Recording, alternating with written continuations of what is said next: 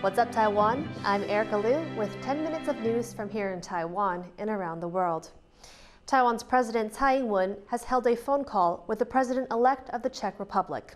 It's a diplomatic breakthrough for Taipei, which is often isolated on the international stage. James Chater reports. Taiwan's President Tsai Ing-wen congratulating the Czech Republic's President-elect Petr Pavel on his landslide election victory. The call between the two leaders breaks with diplomatic precedent. The Czech Republic doesn't have official diplomatic ties with Taiwan. Direct contact between Taiwan's president and the head of a country that doesn't recognize Taipei is rare. But Tsai was among the first leaders Pavel called, joining Ukrainian President Volodymyr Zelensky. Analysts say that reflects the former NATO general's foreign policy priorities. He is a strong supporter of Ukraine and Taiwan. He really sees Russia and China as the major threats to our democracies, not only in Europe. It's not only given his military background, but he really feels about it. He spoke about it during the campaign in previous years as well. So that's why it's happening, but it's no coincidence because Czech Republic also has a government which is openly supporting Taiwan as its official government policy. Pavel campaigned on a pro-West platform. He supports Czech membership of the EU and NATO, as well as the country's aid to Ukraine. Pavel will replace Miloš Zeman, the socially conservative president of 10 years that backed closer ties with Beijing. In his victory speech, Pavel promised to return truth and dignity to the Czech leadership. A já jsem přesvědčený, že tyto hodnoty sdílí naprostá většina z nás. A že rozhodně stojí za to, abychom se snažili, že budou součástí našich životů a aby se také vrátili na hrad a do naší politiky. In recent years, the Czech Republic has been a strident supporter of Taiwan.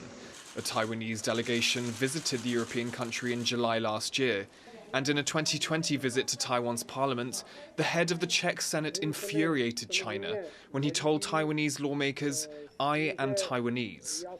The new president-elect is expected to be part of an ongoing review into the Czech Republic's Taiwan policy, due to be published later this year. I would expect, from what I know, that there will be a lot of, let's say, new initiatives between Czech Republic and Taiwan on governmental or even presidential level as well. Pavel is due to take office in March. His call to Tsai, evidence that Taiwan is increasingly at the forefront of European leaders' minds. Ethan Pan and James Chater for TaiwanPlus. Taiwan's ministers of defense, foreign affairs, and cross-strait affairs have survived a cabinet reshuffle.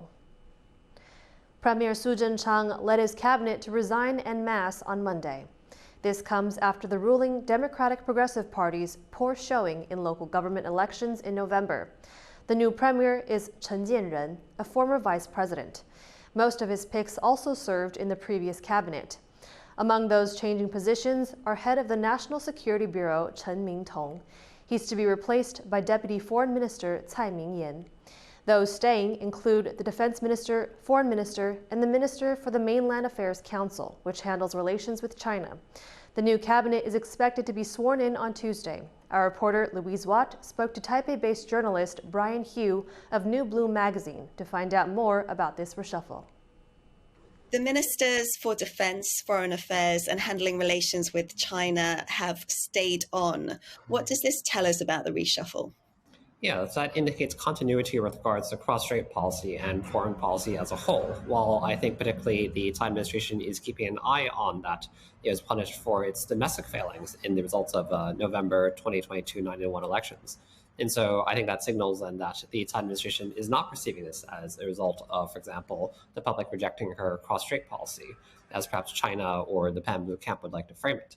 And so regarding defense matters, such as cooperation with the U.S. and how to deal with threats from China, that will probably remain mostly the same. And as far as some of the new positions go, or at least some of the new faces in new positions, is there anything that you think is particularly significant about that? So the biggest surprise then is Chen Jianren, who's of course leading the new cabinet. He's not an insider to DPP, is a bit free of the party politics and so forth, but he is trusted by Tsai. And so this is also possibly a move by Tsai to consolidate her factional influence at a time in which she is entering perhaps her lame duck period. There's more women in this cabinet, and the new premier has said it's important for him to get more women in the cabinet. What can we make of makeup, the male-female ratio of the cabinet so far. So what is interesting is that many of the female members of the previous cabinet are preserved. For example, Xiaobi Kim is still the representative of the U.S. That's a key position as part of the administration. Wang Weihua is still the Minister of Economic Affairs and so forth. But I do think that it still slants to the male side in terms of the representation. That's always the case in Taiwanese politics. Despite the many legislators that are elected within the cabinet or top government positions, oftentimes that are appointed by the president premier, it still overwhelmingly slants male. On the last day of the Lunar New Year, Taiwan's national baseball team got together to start training for a major international competition. Leslie Liao was there on Sunday to see how preparations are going. Taiwan's national baseball team has gathered here at Douliu Baseball Stadium in central Taiwan on the last day of the Lunar New Year holiday. They're here to start training for the World Baseball Classic, an international competition that pits the sport's best players against each other. And even though games don't start until March, it's never too early to start training, because if these guys go all the way, they're going to be crowned the best baseball team in the world.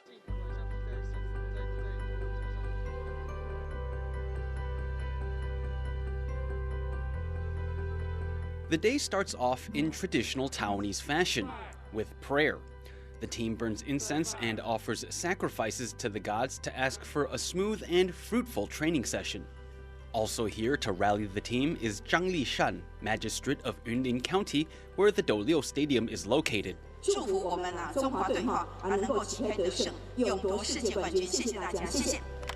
After some words of encouragement, it's time to introduce the team's coaching lineup. This year's head coach is 41-year-old Lin Yueping, a decorated pitcher who played 13 seasons in Taiwan's professional baseball league. 那也希望我们这的教练团在集训当中，把我们曾经在中华队的经验，一一的给选手指导，那一一的给选手一些传承的经验。那希望我们这次可以顺利成功。Ling is the youngest head coach to lead a national team of this caliber. Not only that, but with an average age of around 42, his staff of trainers is also the youngest a national baseball team has ever seen. But don't mistake youth for inexperience. There are some straight-up Taiwanese baseball legends here, like superstar slugger Peng Zhenming and former major leaguer Qianming Wang. 不晓得以前的教练这么辛苦，就想说教练就只有教球，可是其实教练他们也是要考量蛮多东西的。那一些训练啊，一些计划，要怎么让选手能到比赛的时候可以进入比赛的状况。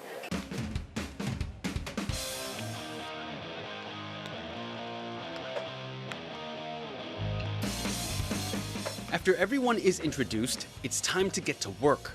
Players warm up, then they start drilling. This will be their lives until the World Baseball Classic begins in just over a month. Team Taiwan will play their first game against Panama on March 8th in central Taiwan's Taichung City.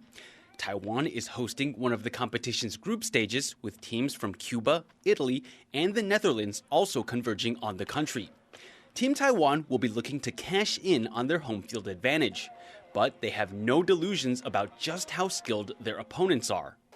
我们不要针对说哪一队对我们有挑战性，我们的目标是要前进复赛嘛，所以4场的赛事里面，我们在组合上是每一队都必须要抢下胜利。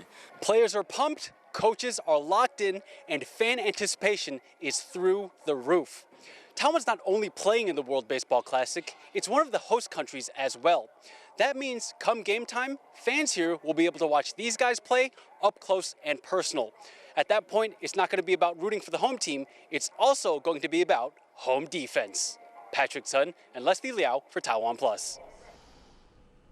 Thank you for watching What's Up Taiwan. Remember to download the TaiwanPlus app for more stories from Taiwan and around the world. Finally today, we leave you with images of a masquerade festival in Bulgaria. I'm Erika Liu. Take care and see you next time.